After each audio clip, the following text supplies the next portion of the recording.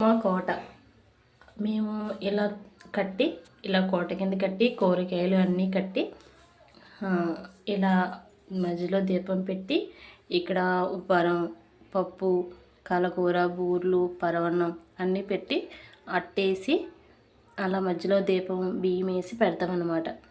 ఇది దేవుడికి, ఇది వచ్చేసి పెద్దలకి.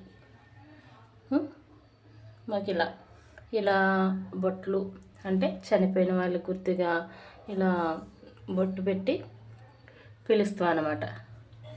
ఇక్కడ బట్టలు వాళ్ళకి పేరున పేరు చెప్పి బట్టలు పెట్టామన్నమాట.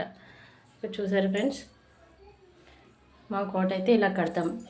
మీరు ఎలా కడతారు ఫ్రెండ్స్? చూసారా? నేను నేర్చుకోవాలి ఫ్రెండ్స్ తర్వాత ఫ్యూచర్లో చేయడానికి. మీరైతే ఎలా చేసుకుంటారు పండగ? మా పండగ అయితే ఇది. మీరైతే ఎలా చేసుకుంటారు?